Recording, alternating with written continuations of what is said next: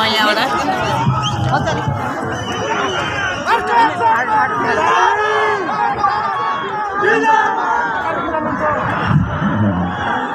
सन्चै हुनुहुन्छ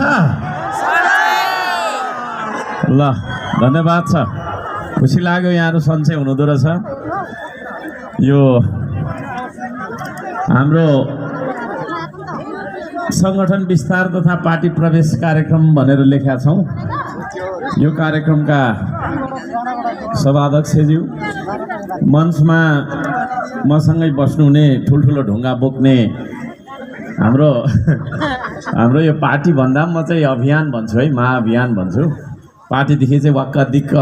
एकदम पीडित भएर थुप्रै वर्ष हिँडेको मान्छे भएको कारणले पार्टी भन्नु कता कता मनमै मान्दैन एनीवेज हामीले चाहिँ नि निर्वाचन आयोगमा दर्ता गर्यौं त्यसले गर्दा पार्टी नै भन्नु पर्ला यो हाम्रो श्रम संस्कृति महाअभियानको नेता हुँदैन कार्यकर्ता पनि हुँदैन त्यसो भएको कारणले गर्दाखेरि यहाँ अगाडितिर बस्नुहुनेहरु चाहिँ अलि ठुलठुलो ढुङ्गा बोक्ने श्रमदाता हो र ठुलठुलो ढुङ्गा बोक्ने श्रमदाताज्यूहरू एकमुष्टमा मैले त्यसरी सम्बोधन गरेँ यहाँ तल पनि हुनुहुन्छ ढुङ्गा बोक्नलाई सघाउने श्रमदाताहरू हुनुहुन्छ तपाईहरु यहाँ बस्नेहरु भन्दा महत्त्वपूर्ण हो है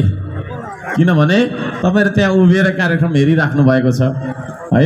त्यसो भएको कारणले गर्दाखेरि यता भन्दा यतातिर चाहिँ मेरो अलि धेरै नमस्कार सम्मान छ यतातिर पनि छ भन्नुको मतलब यहाँ फ्लोरमा बस्नुहुनेहरुलाई हार्दिक सलाम गर्न चाहन्छु अब 2-4 मिनेट म तपाईहरुको लिन्छु है एक दुईवटा कुराहरु मैले राख्नै पर्छ अब यो श्रम संस्कृति भनेको के हो यसले गर्न खोजेको के हो भन्ने कुराहरु हुन त मैले विभिन्न कार्यक्रममा बोल्दाखेरि त्यो जाहेर गरिसकेकै छु तथापि मैले यहाँहरुलाई सामुन्नेमा आएर फेस टु फेस सशरीर उपस्थित भएर पनि मैले केही कुराहरु भन्नुपर्ने छ म तपाईहरुको केही समय लिन्छु हुन्छ सबैलाई माया सम्झना छ हो